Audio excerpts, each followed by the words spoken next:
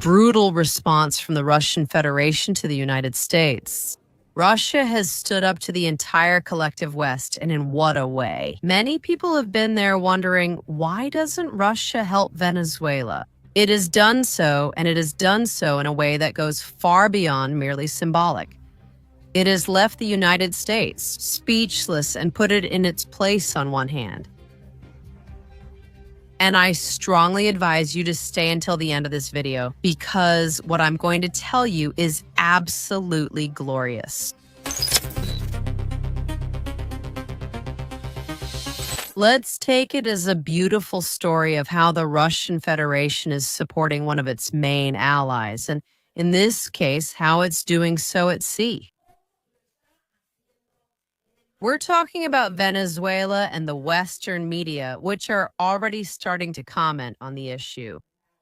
It turns out that not too long ago, Venezuela lost an oil tanker. Well, actually, not Venezuela. The oil tanker in question was lost by the United States, and it was the Bella one. So now things are going to change, and a lot.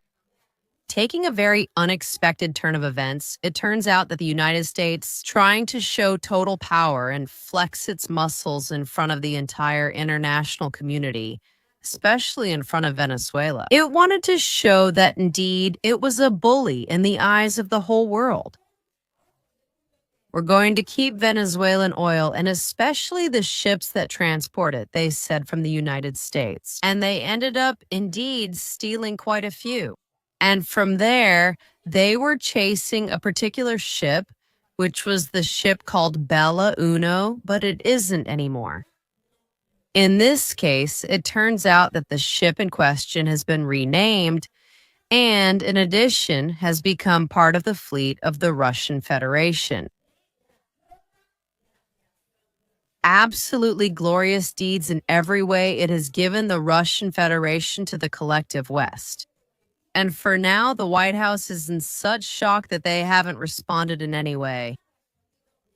The oil tanker Bella Uno has been officially renamed as Marinera in the Russian Naval Registry upon accepting the ship under its national flag. Moscow has potentially created a serious legal obstacle for the United States military who are currently pursuing it. This was reported by the New York Times, the United States Coast Guard. It has been pursuing the oil tanker Bella Uno in the Atlantic since December 21 after an attempt to intercept it.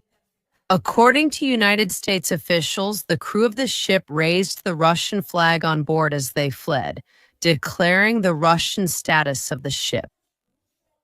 The oil tanker is subject to United States sanctions for transporting Iranian oil that, according to authorities, was used to finance terrorism. The ship refused to comply with the requirements and continues to evade United States forces.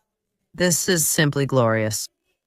It turns out that the ship in question was traveling through international waters. When the Coast Guard from the United States approached and told them they had to stop so they could carry out the necessary inspections on the ship, they refused to do so, making the collective West look absolutely ridiculous for the first time. Because there will be several Western embarrassments here, but especially so in this particular case. United States. The Trump administration was left exposed by a tiny oil tanker in front of the entire United States Navy, which simply told them to get lost. I'm going to stay right here. Well, I'm not going to rush. Actually, a little more. I'm going to keep going exactly the same course I was on. And on top of that, just so you'll leave me alone, I'm going to raise the flag of the Russian Federation.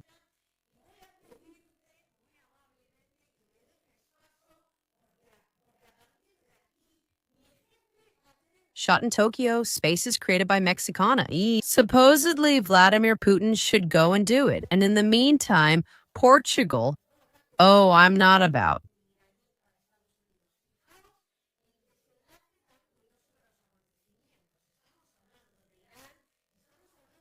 I'm from Russia. Of course, we should interpret this in light of the recent protests happening in Iran, which are very likely being pushed from the West. collective, meaning the United States. Couldn't they now try to destabilize the situation in Iran more than ever as a form of retaliation? I'm asking. And also push and try to push Venezuela into an increasingly critical situation.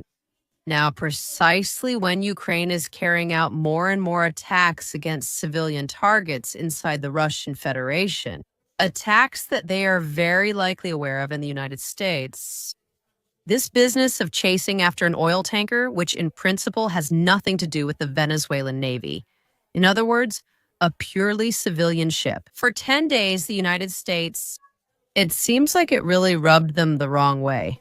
It's been almost 2 weeks now. And what about the oil tanker Bella, the one that doesn't even go by that name anymore? This way, not only was he trying to escape, but he actually managed to do it. The United States had tried to stop it off the coast of Venezuela. Now he is registered in the database of a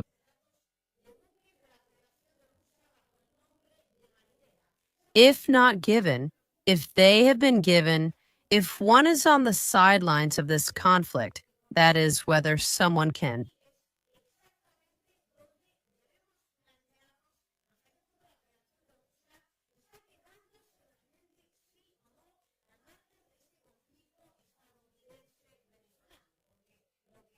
That conflict, some Western experts say, is that Russia simply can't give anymore. But this message, well, it's not even a coded message, it's a direct message sent from Russia, not only to the United States, but also to the allies of the global South. Currently, Marinera is in the North Atlantic and continues sailing full speed northward.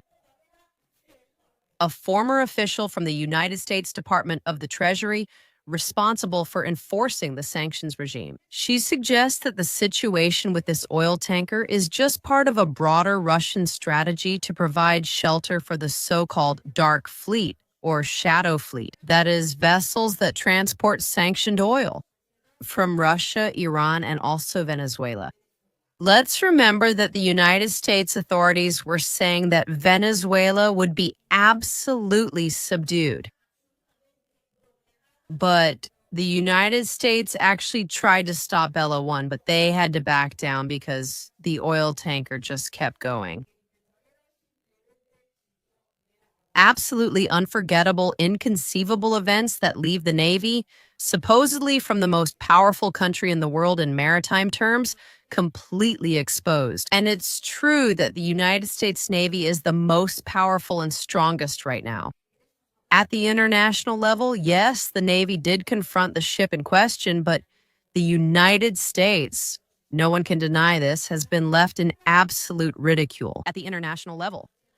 They wanted to prevent oil, whether Venezuelan, Iranian, or from Russian operations, from actually being exchanged, from being transported from one country to another. At the international level, China also buys a significant amount of oil from these countries.